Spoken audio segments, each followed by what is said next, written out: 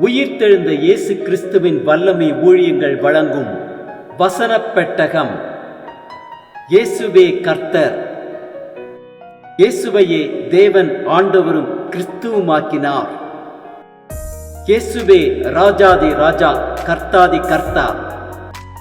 கிறிஸ்துவே மரித்தோர் மேலும் ஜீவனுள்ளோர் மேலும் ஆண்டவர்.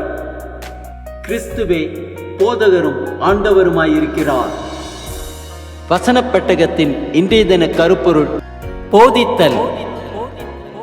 கர்த்தருக்கு பயப்படுகிற மனுஷன் எவனோ அவனுக்கு தாம் தெரிந்து கொள்ளும் வழியை போதிப்பார். போதித்தலை குறித்ததான வேத வசனங்களை பார்க்கலாம். யாத்திராகமம் 4:12 வாசிக்கிறோம், ஆதலால் நீ போ, நான் உன் வாயோடு இருந்து நீ பேச வேண்டியது உனக்கு போதிப்பேன் என்றார். யாத்திராகமம் 4:15 வாசிக்கிறோம், நீ அவனோட பேசி அவன் வாயில் வார்த்தைகளை போடு, நான் உன் வாயிலும் அவன் வாயிலும் இருந்து நீங்கள் செய்ய வேண்டியதை உங்களுக்கு உணர்த்துவேன். உபாகமம் 4:36 வாசிக்கிறோம், உன்னை உபதேசிக்கும்படிக்கு அவர் வானத்திலிருந்து தமது சத்தத்தை உனக்கு கேட்க பண்ணி பூமியிலே தமது பெரிய அக்னியை உனக்கு காண்பித்தார். அக்னி நடுவில் இருந்து உண்டான அவருடைய வார்த்தைகளை கேட்டாய். உபாகமம் 8:5 வாசிக்கிறோம், ஒருவன் தன் புத்திரனை சிட்சிக்கிறது போல உன் தேவனாகிய கர்த்தர் உன்னை சிட்சிக்கிறார் என்று நீ உன் இருதயத்தில் அறிந்து கொள்வாயாக. 1 சாமுவேல் 12:23 வாசிக்கிறோம், நானும் உங்களுக்காக விண்ணப்பம் செய்யாதிருப்பேனாகில் கர்த்தருக்கு விரோதமாக பாவம் செய்கிறவனாயிருப்பேன், அது எனக்கு தூரமாய் இருப்பதாக. நன்மையும் செவ்வையுமான வழியை நான் உங்களுக்கு போதிப்பேன். யோபு 34:32 வாசிக்கிறோம், நான் காணாத காரியத்தை நீர் எனக்கு போதியும், நான் அநியாயம் பண்ணினேன், ஆனாலும் நான் இனி அப்படி செய்வதில்லை என்று தேவனை நோக்கி சொல்லத்தகுமே. சங்கீதம் 86:11 வாசிக்கிறோம், கர்த்தாவே உமது வழியை எனக்கு போதியும், நான் உமது சத்தியத்திலே நடப்பேன், நான் உமது நாமத்திற்கு பயந்திருக்கும்படி என் இருதயத்தை ஒருமுகப்படுத்தும். சங்கீதம் 119:33 வாசிக்கிறோம், கர்த்தாவே உமது பிரமாணங்களின் வழியை எனக்கு போதியும், முடிவு பரியந்தம் நான் அதை காத்துக்கொள்வேன். சங்கீதம் 32:8 வாசிக்கிறோம், நான் உனக்கு போதித்து நீ நடக்க வேண்டிய வழியை உனக்கு காட்டுவேன், உன் மேல் என் கண்ணை வைத்து உனக்கு ஆலோசனை சொல்லுவேன்.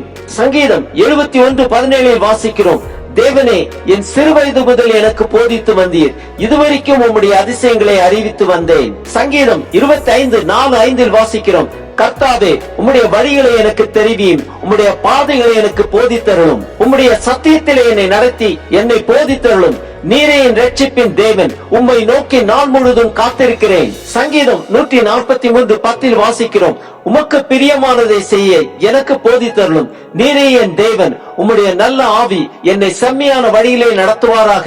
நீதிமொழிகள் 3:11-12 வாசிக்கிறோம், என் மகனே நீ கர்த்தருடைய சிற்றையை அற்பமாக எண்ணாதே, அவர் கடிந்து கொள்ளும் போது சோர்ந்து போகாதே. தகப்பன் தான் நேசிக்கிற புத்திரனை சிற்சிக்கிறது போல கர்த்தர் எவரிடத்தில் அன்பு கூறுகிறாரோ அவனை சிற்சிக்கிறார். நீதிமொழிகள் 12:1 வாசிக்கிறோம், புத்திமதிகளை விரும்புகிறவன் அறிவை விரும்புகிறான், கடிந்து கொள்ளுதலை வெறுக்கிறவனோ மிருக குணமுள்ளவன். நீதிமொழிகள் 4:11-12 வாசிக்கிறோம், ஞான மார்க்கத்தை நான் உனக்கு போதித்தேன், செவ்வையான பாதைகளிலே உன்னை நடத்தினேன், நீ அவைகளில் நடக்கும் போது உன் நடைகளுக்கு இடுக்கண் உண்டாவதில்லை, நீ அவைகளில் ஓடினாலும் இடர மாட்டாய். நீதிமொழிகள் 22:6 வாசிக்கிறோம், பிள்ளையானவன் நடக்க வேண்டிய வழியிலே அவனை நடத்து, அவன் முதிர் வயதிலும் அதை விடாதிருப்பான்.